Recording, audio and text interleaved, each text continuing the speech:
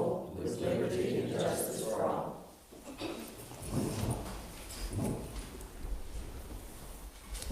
Introductions to the members. To my left, you have Larkin Rippeth, Margaret Beavers, Angela Robinette, the Vice President, Ms. Dr. Inga Barker, our Superintendent and our Secretary, and Mr. Ed Evans. Okay, next item on the agenda is approval of the minutes of the November the 4th regular meeting. I'll make a motion. Okay, second. Motion by Larkin, second by Margaret. All in favor? Aye. Opposed? Motion carries. We do have two speakers tonight. Oh, I'm sorry, she was just on the phone. she's not on Okay, so she's slower. the phone. Our first one is Bonita Red. She wants to discuss the Schoology, the curriculum, tardies, and test score ID. Yes, ma'am. Good evening to you. You said it has some green, right?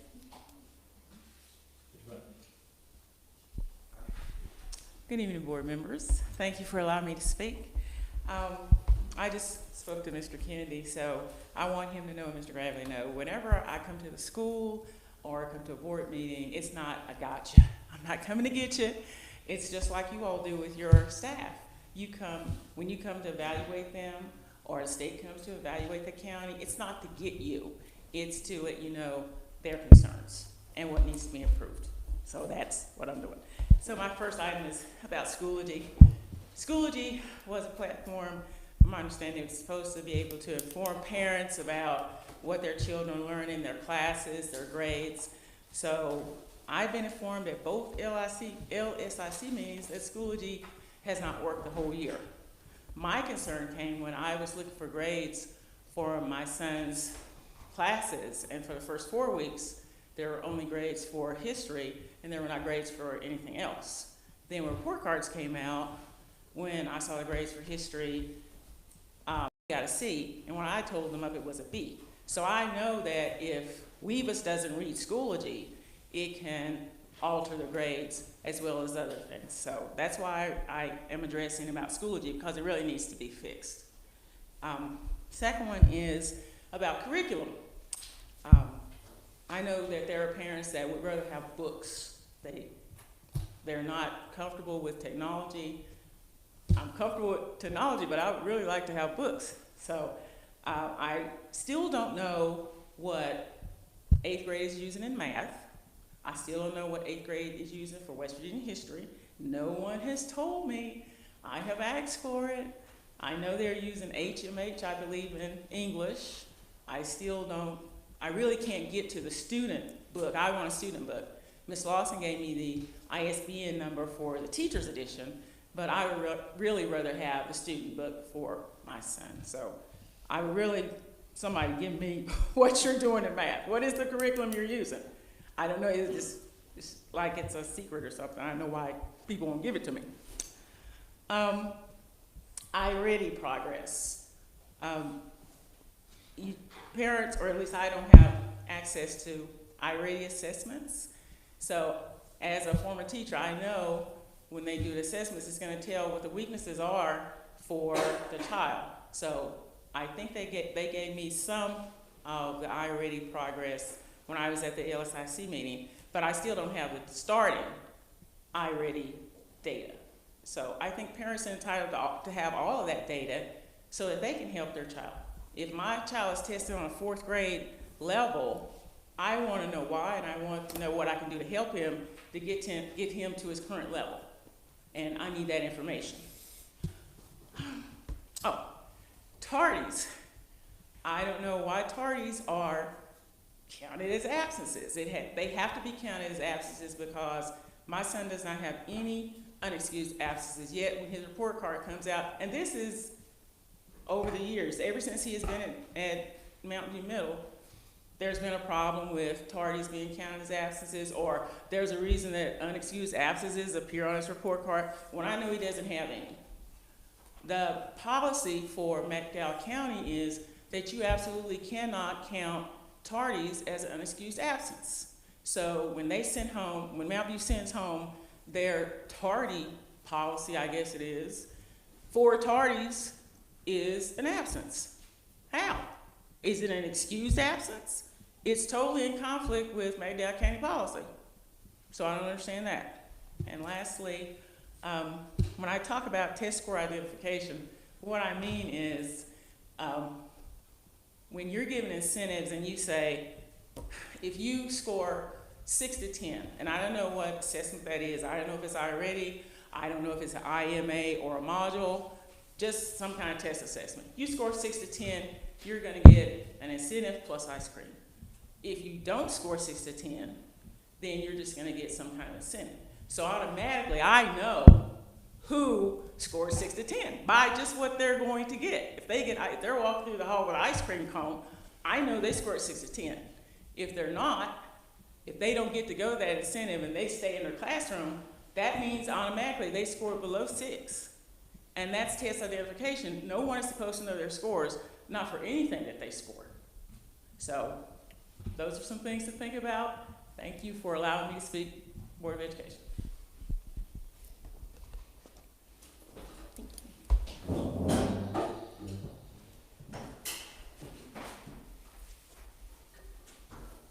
Ready for the next one? Okay.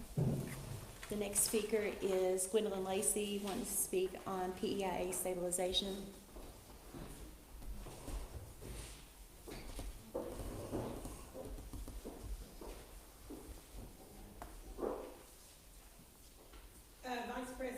Vice President Robinette and Superintendent Barker, board members, 2 weeks ago I stood before you with a resolution asking that you sign that resolution supporting the stabilization of PEIA. I'm back tonight. I see that it is on the agenda, and I really just want to thank you in advance for, first of all, accepting that resolution, and I hope that you will vote to sign that resolution, and if so, I would like to have a copy of that resolution tonight. Again, I thank you for the opportunity to speak, and I thank you for your attention to this resolution.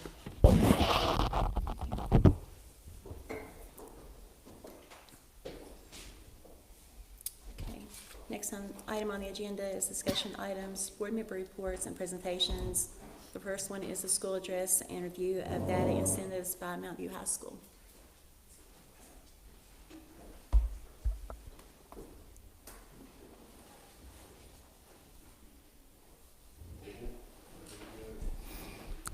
How's everybody doing today? Green's on. It must not be working, but the green's on. Are we good to go? Good to go. Good. So, Mr. Gravely and I got together today, and we looked at some things that we wanted to discuss with you. We think it's extremely important for you to first of all see as it goes in and out. This is our balanced scorecard review. This is our balanced scorecard review. As you can see, these are the number of schools. These are the number of high schools in the state of West Virginia. Bam! And this is our rank. So as you can see, we have some work to do at Mountview High School. So in our ELA achievement, we are 48.8%, which is 97 out of 115. Math achievement is 34.11, which is 87 out of 115. Our attendance is 52.27, 113 out of 115. Graduation 4-year cohort, 79.79, 114 out of 115. Our 5-year cohort, I know this one by heart, 115 out of 115, which is 74.71. Our on track to graduation, 69.67, which is 108 out of 115. Let's celebrate just for a little bit. Post-secondary, 72.62, which is 27 out of 115. Go ahead. So we obviously have some things that we need to make up. What we did as an administrative team is we got together and we decided that we needed to figure out exactly how to minimize this. What do we have at Mountview High School? We have teachers with 40 years experience, 30 years experience, 20 years experience, 10 years experience, and 2 days experience. So what do we have to do? We decided the best thing to do was to maneuver this. We were blessed to be able to have a 3-day conference at Glade Springs before school started. All of our teachers were there except for one teacher. It's a good thing, right?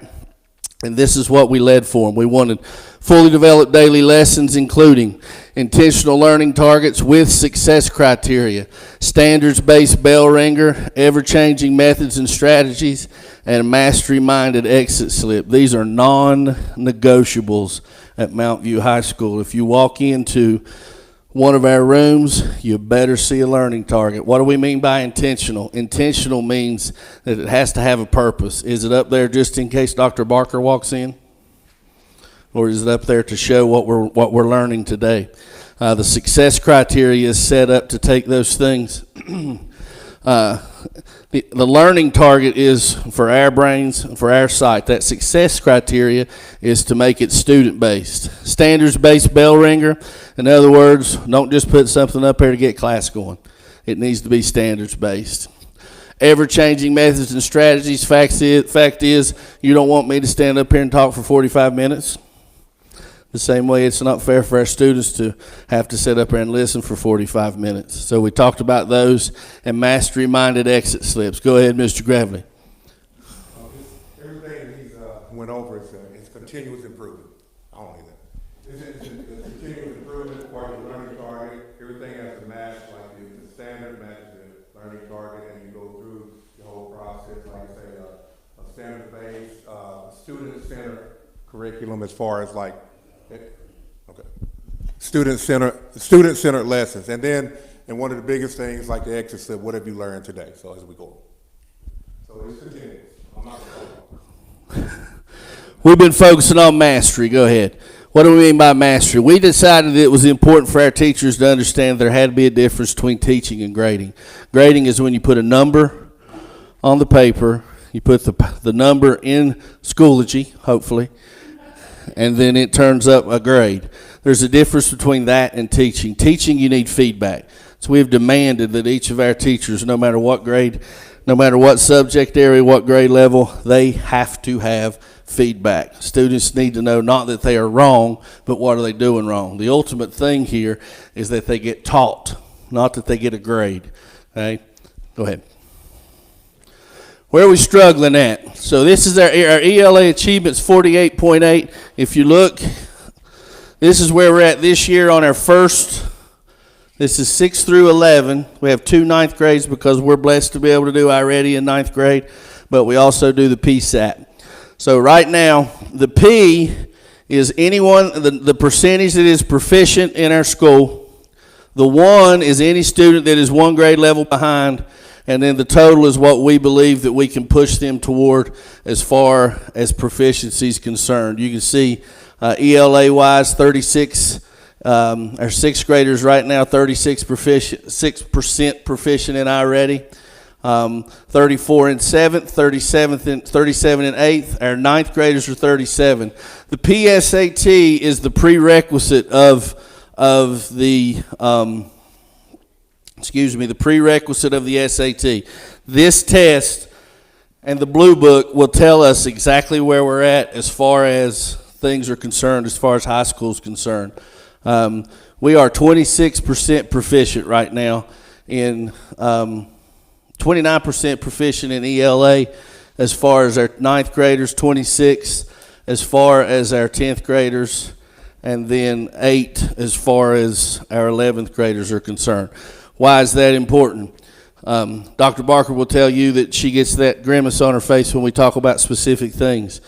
We have a different cohort that we're dealing with right now, and that cohort is much different than last year. It's just much different. There's not a whole lot that we can look at when it comes to that.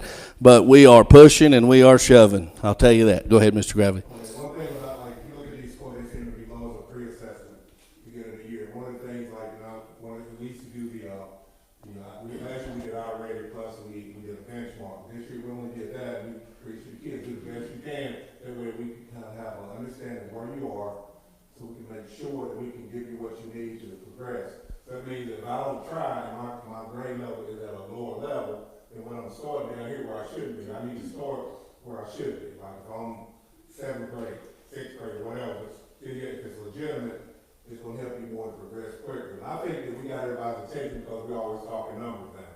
So we go through, we look at iReady, we look at, and we'll go into it later on.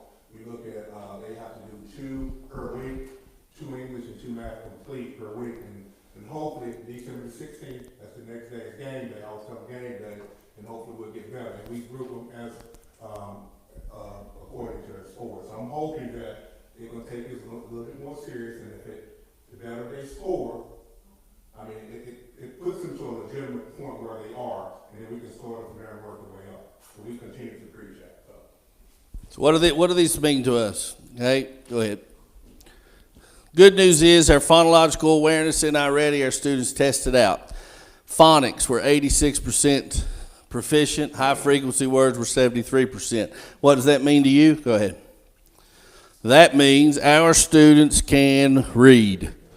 Reading is not a problem at Mountain View High School. Our students can read. Go to the next one. However, the bad news is our vocabulary is 22%, comprehension 16%, literature, comprehension within literary books is 20%, and comprehension within informational text is 15%. Why is that bad news? Because that means we have trouble doing what? Go ahead. Okay, let me take my vocabulary too. Like, it's not just basically looking up the word, what's the meaning of it. Can you apply the word? Can you use it? Can you apply it in your writing? Can you use context clues? I mean, we're getting a lot more specific with that. So, our teachers like have learning goals at the beginning of the year, and several of them use learning goals as vocabulary. So we want to see that number move. We take our next iReady test, hope that will move. And this comprehension part, that's concerned across the curriculum. Like, if I'm in a social studies class, I say, all right, read page 159. Okay, in your own words, can you explain what 159 says? What is it saying? So basically, we're pushing comprehension across the curriculum so we can, like I said, I always tell them that we're not on island by ourselves. It's not just English and math, it's everybody. It's stuff from administrator, all that. So in every classroom, they're going to see those type of skills going to be implemented in each class. That means we struggle to comprehend. So while we can read, we do struggle to comprehend. That's a big deal as far as Mountain View 612 is concerned. Go ahead. What are we doing? 6 through 12 has a writing plan. They have a grammar plan, and we have a comprehension plan. This is 6 through 12. I already talked to Mr. Hardy about maneuvering that thing down into pre-K. So by the time that the elementary school gets moving over there, we have a pre-K through 12 writing plan, a pre-K through 12 grammatical plan, and a pre-K through 12 comprehension plan. Our teachers, all of our English teachers met and developed the plans, and I will gladly share them with any of you all that like to see them, okay? Go ahead. Oh, yeah. Yeah, a lot of the writing plan. Big part of the writing plan. One of the things too, like if I escape my English class and go into my social studies or science class, we still have a certain strategy that we use. We summarize something, reflect on anything. There's not just writing. Okay, there's a set way we want to do it. So it's working pretty good. So we kind of trying to pull everybody in to stay as close as we can to that English part. Our interventions that we're doing, we have iReady, 9th grade. Now listen, it's a little tougher to do these things. I was an elementary school principal for a little while, and finding those times to do iReady was a little bit simpler than in high school. High school, we have very specific things that we have to hit at certain times. So, and the last thing we want to do is take a great deal of class time away to worry about iReady. But it's the only way we can do iReady as far as the LA is concerned, is in class in 9th grade. 6 through 8 has wind groups that they do. The kids roam around 7th period and maneuver into specific areas, and that's how they take care of their iReady. Go ahead. From a math perspective, we are obviously much lower. Again, the T on this side is what we hope to achieve, is what we think we can push to. So 6th grade, 3% proficient in math, 7th grade, 6%. 8th grade is 3, 9th grade is 22. As far as iReady is concerned, the PSAT has them 6% proficient, the 10th grade 1% proficient, and 11th grade 3%. This, to be honest with you, this same group of kids last year at the end of the year tested at 1%. So we're moving. But we got a long way to go, folks. A long, long way to go when it comes to this. Obviously, listen, let's see. Wednesday, we had people, curriculum associates in our building. Thursday, we had math people in our building. Friday, we had math people in our building. Today, we had a nice math lady in our building. We're pushing, we're shoving, and we're listening. You know, anything that they want, that they try to tell us to help us with, we maneuver. Go ahead. And one thing with back to the main groups, like, we have a really good setup now on the middle school side, especially with we have like 10 wing groups, and the groups are according to their scores. So, like, we have our stronger people that teach math, so they can get the skills. So, like, on Monday and Tuesday is English. So, one group will be on English, and one instructor will do in-house like instruction. Okay, and then on Wednesday and Thursday, the same thing, vice versa. Like you have the math person teach you math, and then they're online, and they flip it. So they get instruction twice a week, extra instruction twice a week, plus they're getting a pathway. The pathway is basically where they score, and then I already system guides them to what they need for that's concerned. So we feel like we're going in the right direction. So I'm curious to see what happens on December 16th. So these are facts, numbers, and operations. Our students are 19%, algebraic thinking 13%, measurement data 21%, and geometry is 7%. The PSAT, the SAT that our students take is essentially algebraic based. So that'll give you an idea where we're looking at. Go ahead. Our interventions are iReady, McGraw-Hill, Carnegie, and Alex. Go ahead. Our plan in place for iReady is 9 through 12. We have a 9th grade math lab, and that's where we focus that. So we don't have to take any class time away for our math as far as that's concerned. 6 through 8, again, is in wing groups. And Mr. Lawson, I would be remiss if I didn't give him a shout out. He has completely taken the Alex over. And it is all done in our that 30-minute advisee. Yes, sir. What is a win group specifically? What I need. What I need. So they think from the standpoint of being very specific with that iReady. And the way Mr. Gravely does it. Correct me if I'm wrong. You want to say something? Go ahead. Okay, so what the wing group is like, they take an assessment at the beginning of the year, right? And then it scores it. So it breaks down every skill, the weaker skills. All right, so what it does, it gives them a pathway, individual pathway for each student. Okay, so they go an individual pathway once a week, but then there's instructional pieces for the person that's doing the math. So that stronger person in math is actually doing some instruction for the weaker skills. So they get 1 day pathway, 1 day instruction, both for English and math. Thank you. So it works out pretty good. So, I mean, that's the best thing that schedule is created. Alex is very similar as far as math is concerned.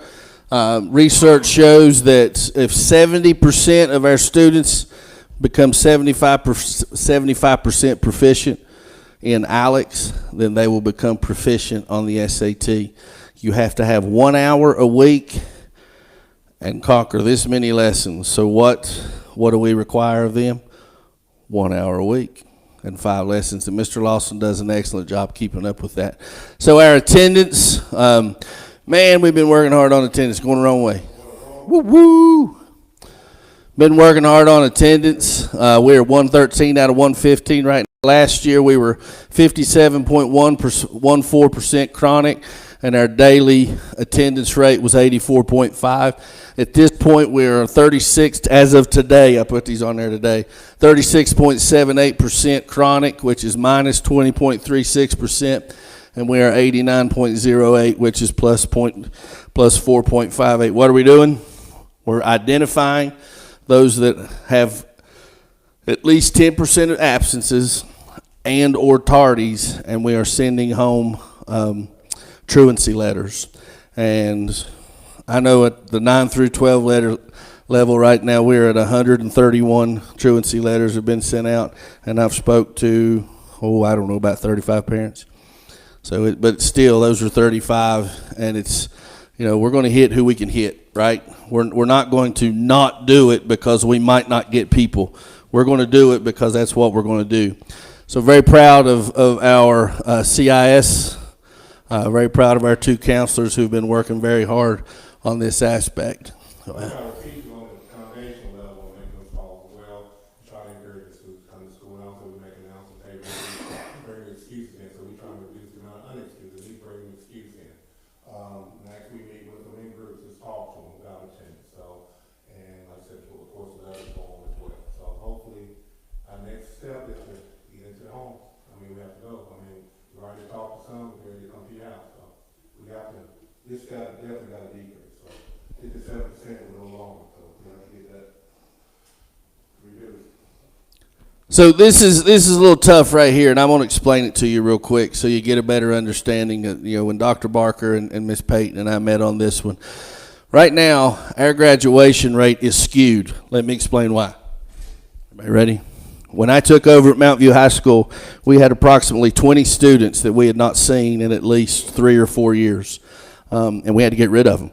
They were killing our attendance rate. They didn't need to be there. And I went on a mission to find them. We've got one that's incarcerated in Huntington, one's incarcerated in Texas, one's missing in Ohio. You kind of get where I'm going. And the ones that were here, we gave them an opportunity to come back. A couple of them lasted a couple of days. But that is why that's skewed, and that is why the whole thing is skewed, is because of those 20 kids. I would like to tell you that it's going to get better next year, but that is going to go here. See where we're going? So it's going to take a couple of years to see that. Okay? Just so you know, I have right now we are. You can talk to Miss Kennedy at the CTC Center. Mount View High School uses the options program, and we use it healthily. We have several students in options 1, several students in options 2 right now. I have 6 students, and my kind of go-to right now with these kids is you have 6 choices. You can either come to Mount View High School, you can options 1, options 2, options 3. You can quit school, work on your GED, or there's handcuffs. And that might seem harsh, but boy, we sure get a lot of phone calls back really, really fast. And right now, we have 6 students that we're working to get that we're going to quit, and all 6 of them are at least trying the Options 3 program. So of those 6, instead of them just leaving, we get an opportunity to keep them. Maybe I'm wrong in this, but it's all about kids in my world. So even if they do quit, I'm still going to help them. I don't get credit for them, but I'm still going to help them. Just for clearance, the third column, the 114, 115, 108, that's the number of schools. That's the number. There's 115 schools in the state of West Virginia. That's our rank. That's your ranking. That's our rank right now. It is not going to get better for at least 2 years. Just me being honest with you. Okay. Everything else, we're working on it. Your column is percentage. Yes. So this next one, we'll get to celebrate a little bit. Our post-secondary is 72.62%. Now remember, Mr. Evans, 115 schools in the state of West Virginia, and we are at 27. Why are we at 27? We're at 27 because not only do we push kids into 4-year degrees, we push kids into 2-year degrees, and we get counted when they receive a CTC certification. And Ms. Walker pushes and shoves to make sure our kids get out there and we work really close with Ms. Cyphers and Mr. Jarvis about making sure our kids get what they need. So, 27 out of 115. We're doing things right. Discipline, and I put my first week as principal, but I wanted you to understand where we're at right now. Mr. Gravely didn't have near as many issues as I did, and that last one is us. My first week as principal back in 2022, we had 120 write-ups in the first week. My first year as principal, we averaged 50 per week, which brought that down almost at 70%, at 68%. At this point this year, we are at 75 per week, which is 6 through 12. If you average that out, we are at 37.5 per week, 9 through 12, which is another 25%. discipline-wise, we've gone down 69% since I've been the principal. Now, a lot of that has to do with this guy. A lot of that has to do with Mr. Lawson. A lot of that has to do with Mr. Lester. And a lot of that has to do with the fact that we stay in the hallways and we stay on our teachers to be in doorways. The next one will get it even a little bit more specific. Go ahead. The word is come on. Just a little bit. 7% of our students make up 47% of our write-ups. I'm quite confident that that's probably pretty near whatever, you know. In other words, we have about 1% of the population, if you will, that we've maneuvered with, okay? And we know that we need to continue maneuvering with them. Now, Mount View is known for their fights. Mount View is known for the fights. I'm knocking on wood just to make sure. But we're known for our fights. Look where most of it comes from. 78% comes from skipping, tardy, class disruptions, and dress code. As of Friday, 6 through 12, we were at 6 fights. That might seem like a lot to some of you, but we're doing pretty good. We're doing pretty good. And again, a lot of that deals with the fact that we're in the hallways and we're doing the things that we're supposed to be doing too, as well as our teachers. Keep rolling. Celebrations. We are doing Students of the Month now. We have 24 students that have been named and posted on social media with parent permission. Doing well with that. Beta, it started back. Middle school's been going. Had 5 at the last beta convention, and I left one out, sorry, and it was the one. 6 third place finishes, 5 second place finishes, and a first place. Had a first place. Thanks to this class and this all. Woo woo! Woo woo! We appreciate you guys. Absolutely. Also, we have, from an athletic standpoint, we're very proud. Cross country qualified for the state meet, finished 10th in the state. This was their first year back. Cheerleaders are regional champs. They're competing at the state level. Our football team, middle school, was undefeated champs. Volleyball, our varsity lost in the sectional finals. It's the farthest they've ever been, and they only lose one girl. And our middle school was county runner-up. Very, very, very, very proud of them. And if you didn't know, go ahead. We have new cafeteria furniture and our new media center, and it is absolutely amazing. Our kids love it. Some of them say it looks like McDonald's, and that's okay.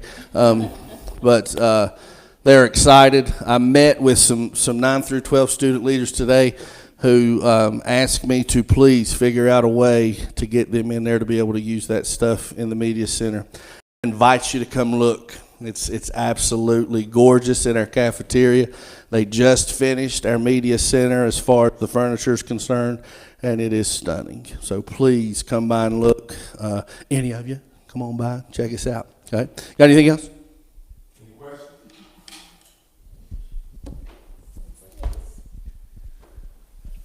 Keep working, keep pushing. We are.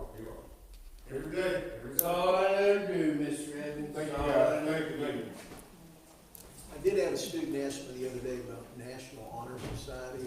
Working on it. We could- So we have to, I was gonna walk over to you, but, we are in the process of maneuvering.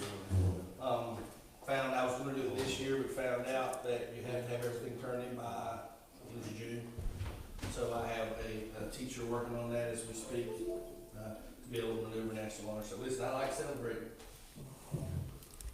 Thank you. Next on the agenda is the school address and review of data from Fall River.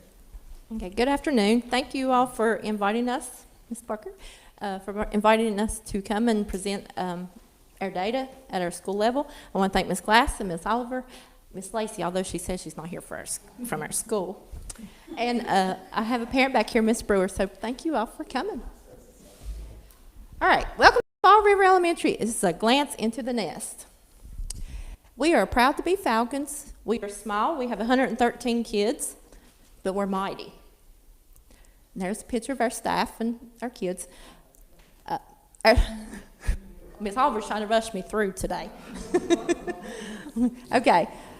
Our strategic plan goals, of course, is going to be to increase our ELA and a math achievement and decrease our chronic absences and build stronger relationships with our families.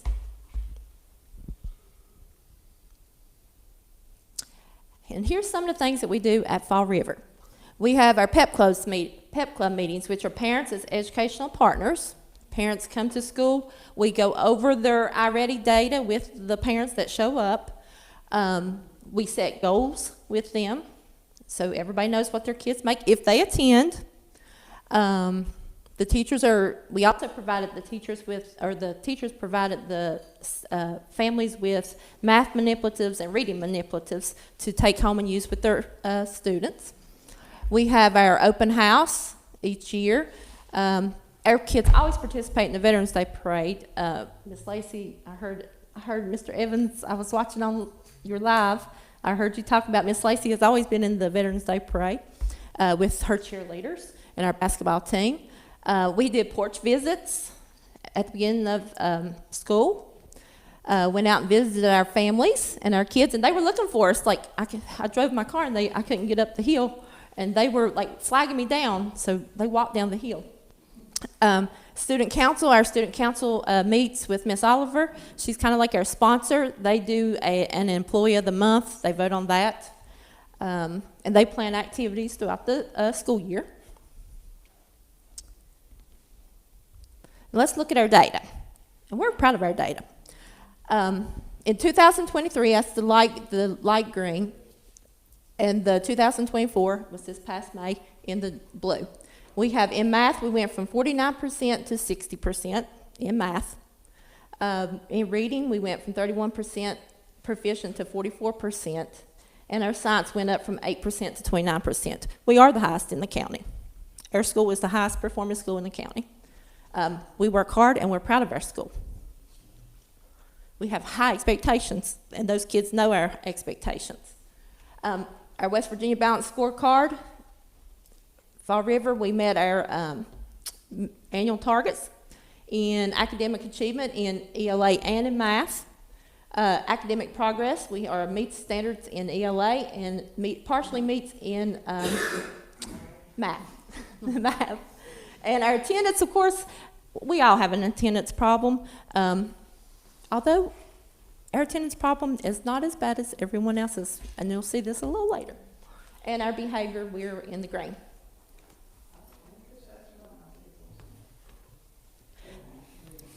Okay, here is our iReady reading diagnostic. We have, right now, it's at the beginning of the year, and this is when we tested the kids as soon as they come in the building. In September we started. So they didn't really get any academics, and they had the summer slide, but we had 19% of our kids that are early on, mid, or above grade level, just coming in September. 57% of them are one grade level below, and 25% of them are 2 or more grade levels below in reading. And we hope, and we know that we will see improvements when we give our mid-year and our end-of-the-year. I broke it down in the grade levels. You can see we have a lot of yellow, which is one grade level below, but we do have green, and we want to see more green. And going back to what Leon and Tim said, we do have our strengths are phonics and phonemic awareness, and vocabulary you'll see is a weakness. Our comprehension is weakness, but we are addressing the comprehension now, so we have a plan. Our math, we had 13% early on, mid or above grade level. We had 63% that was on grade level, and 24% that was 2 or more grade levels below. And what you find, the ones that are below grade level are usually our kids that receive special ed services, because they're not on grade level, and then we're testing them on grade level, so that doesn't make a lot of sense. But of course, that's not our decision. Kindergarten through 5th grade, that's the math data. A lot of yellow. We want to see more green, and I know we will by the end of the year. When your test scores are here, it's hard to maintain those test scores and keep on raising. So we have to work really hard. Here's our attendance data. As of today, we had 22.12% chronically absent. And I broke it down into grade levels, like 30% is pre-K, 35.29% kindergarten, first grade is 23.53%, second grade 13.33%, third grade 8.33%, fourth grade 9.9%, and fifth grade 23.81%.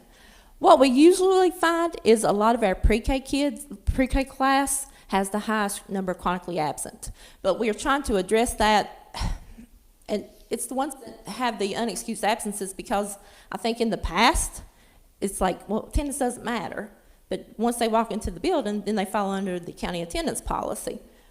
So we're having to tell the parents, like, hey, your kid was absent on such and such day, send us a note.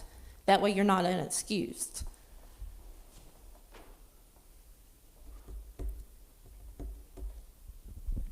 You skipped our celebration one, didn't you? Did we? Okay. Well, for academics, though, our rankings. Let us back up, because this is important. Right here. This is really, really good. Yes, we put them fireworks on there because we're celebrating. There are 339 elementary schools in West Virginia. ELA achievement, we're 181 out of 339. ELA progress, we are 103. Math achievement, we are 82. Math progress, 223. Attendance, 317. And discipline, 208. So we are very proud, and we're going to celebrate that. Yes. Okay, now Ms. Larver, you can go.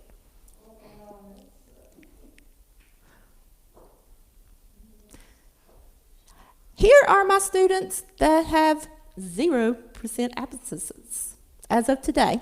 So they have been in school the whole 58 days. And at our principal's meeting, we won the lowest chronic absences in October and November. So we have had 2 months in a row of the lowest chronic absences.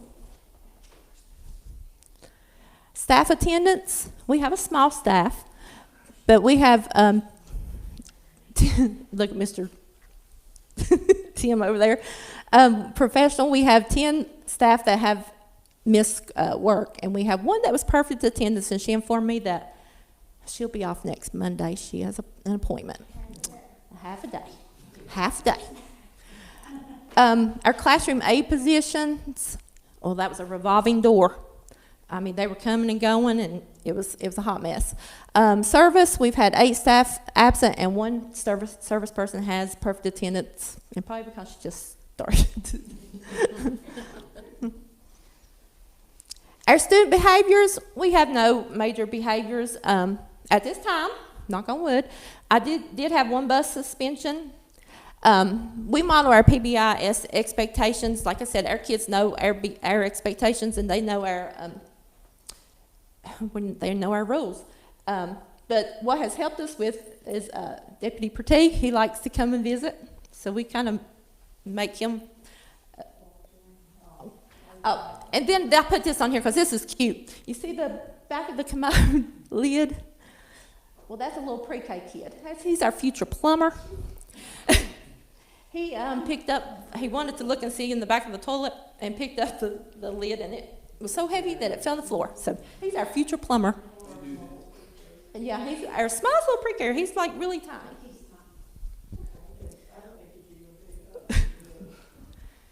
Our learning targets, of course, we all do learning targets, but 4 out of 6 of our classroom teachers consistently post their learning targets. And I'm saying, like, on their charts, the summer May 4th, they're actually in their classrooms. But the other 2 learning targets are in their curriculum. So if they're using their slides, it's in there. And both of my Title I teachers post learning targets. Here's some teaching and learning going on. We have some direct instruction. That's what classroom teachers are up there teaching and modeling. We're using math manipulatives. This math program that we're using, Ready Math, is forcing the kids to have lots of conversations. So we're seeing more student conversations. And that's what we want to see, the teacher stepping back and being the facilitator, and the kids doing the learning and talking. And we have small group, our WIN. We have WIN too, what I need, in reading and math. Here's what we're proud of. Our Beta Club, we had 23 out of 31 members in our Beta Club in 4th and 5th grade. Our Beta Club is based on, you have to have excellence academics, and that's based on the GSA, attendance and behavior. and they meet monthly, and they have service projects. I think here they were doing, what were they? This is just Halloween. In December, we'll do annual tree shopping, and then like February, we do tree bags for the kids at Save. We make shoe boxes for soldiers. We've gone to the nursing home, so we try to involve them in their community. We try to do all that locally as well, so they feel like they have an impact on their local community. This is what we're super proud of. They went to the West Virginia State Beta Convention, and we brought home 2 first place, 4 second place, and 3 third place. And we have one student that won twice. Very good. So that's against the whole state. Yeah, we compete against all the other top members, in the close across West Virginia, so we go to Charleston every year for that. So there's our winners for elementary school. Here's our community partners. Of course, we do the trunk or treat. Mr. Hampton, he donated all the pumpkins for our pumpkin activity, and I probably had 5 students in the whole building that didn't have a parent there that day. I told Ms. Oliver we should have put out the data, and because we had most of school. Montcalm came, the JROTC, and open house. We had some community members, career day, and we partner with a church group out of Parkersburg that brings my food bags every month for all of my kids.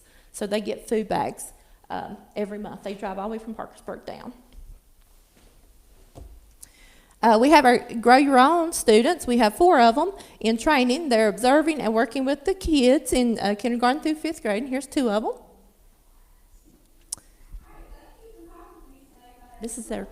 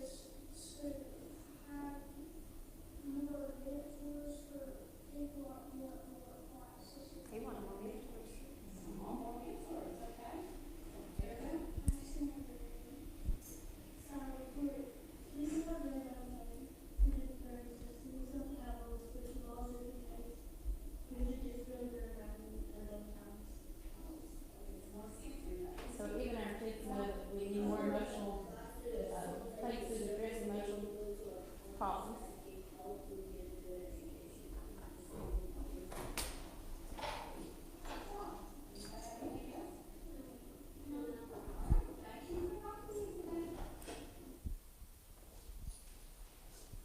I don't know where they were all on the kids with disabilities, like the deaf kids, and then the ones that learn different. And then the one was looking out for, like, you know, getting more money for the kids that when we move up here in the new building. So our conclusion is hard work pays off, students are learning, teachers are teaching, and this will be our best year ever.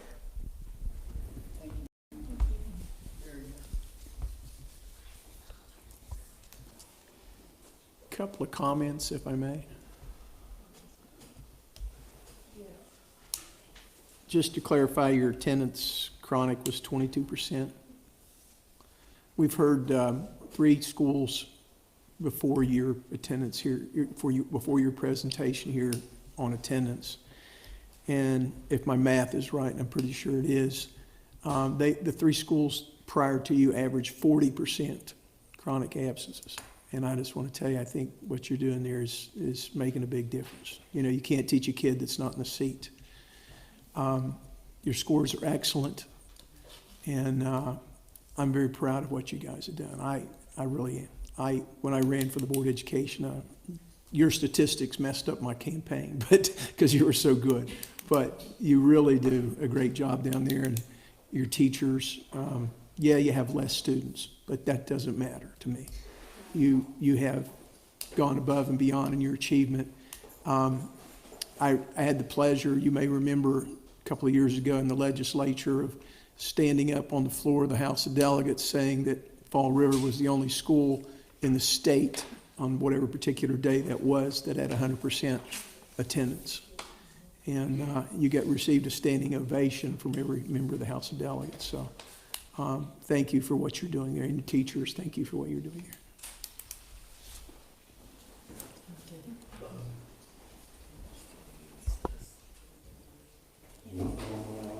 We'll do a brief recess if anybody's wanting to leave. You don't have to stay for the rest of the meeting unless you just want to stay with us.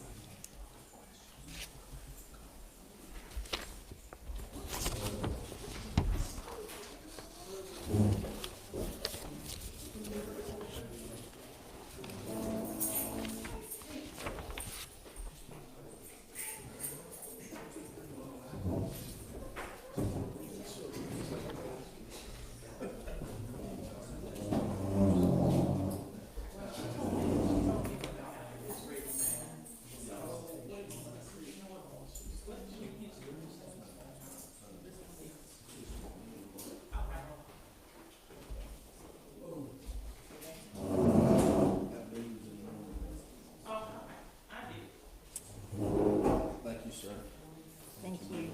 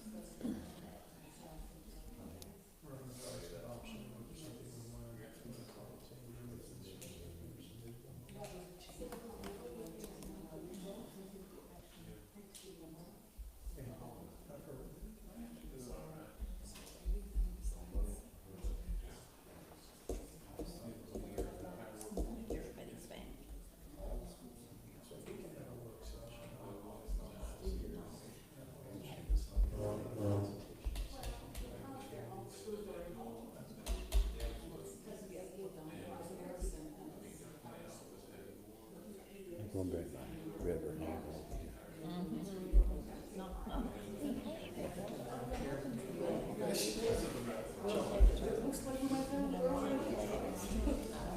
Dave Williams. All right, we're gonna call the meeting back That's to the last order. time I seen him. Next item on the agenda is the personnel. There's an updated list that you'll see before the meeting. Want to take a motion for it? No, I'll take a motion. I'll make a motion. Motion by Larkin, Second. second by Margaret. Any discussion? All in favor? Aye. I'm sorry. Opposed? Motion carries. Our next item is the volunteer agenda. There was a couple additions to that as well.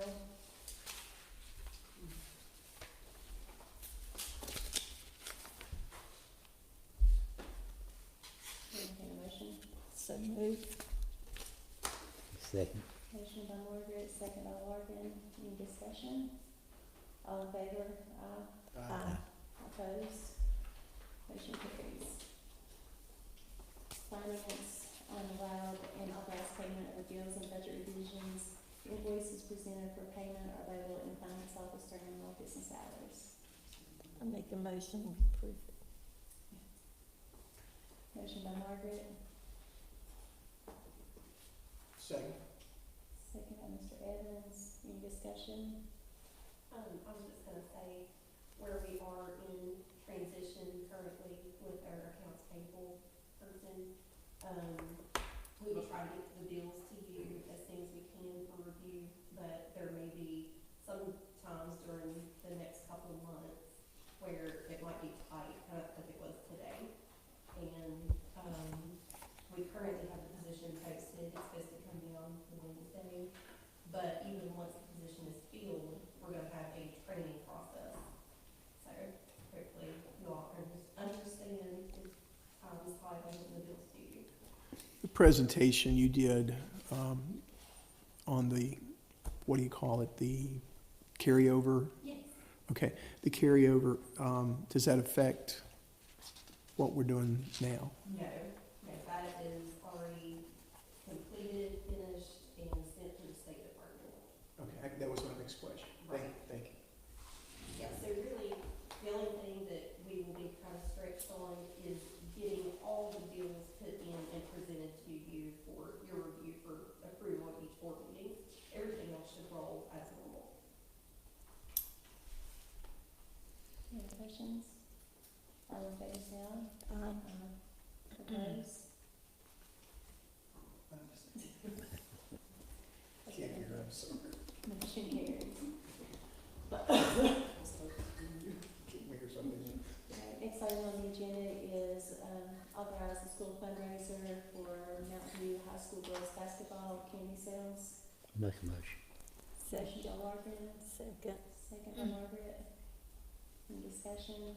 Does the cell meet whatever standards we're supposed to meet for? Yeah, that, we gotta get back on this with you. The ones that we use in here. So we don't Because know. it's not sold to the kids in the school, it's sold to the public out. Okay, so it's sold outside the school? Yeah. Oh, that helps. Oh, yeah, because Thank you. we would not. Okay, I wanna make sure. We'll let him have a team call. Any other discussion? All in favor, say aye. Aye. Aye. Opposed? Motion carries. Next is the action items, approval of resolution urging the state of West Virginia to stabilize the Public Employees Insurance Agency. So moved. Second. Motion by Margaret, second by Mr. Evans. Any discussion? All in favor, say aye. Aye. Opposed? Motion carries. So, 2 through 5 is sports schedules. Yep. Motion, we take them all together. Okay. Mhm. Motion by Margaret Beavers to take all of them together. I second. Second by Larkin. Any discussion? All in favor, say aye. Opposed? Motion carried.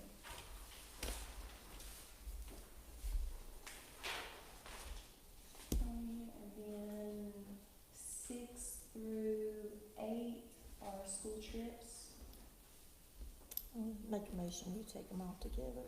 Motion by Lori to take all together, Second. second by Larkin. Any discussion? All in favor, say aye. Aye. Opposed, motion carries. And then the last item is approval to place revised policy 1-003, virtual education policy up for comment. So moved. Motion by Margaret, Second. second by Larkin. Any discussion? All in favor, say aye. Aye. Opposed, motion carries. And then superintendent's update.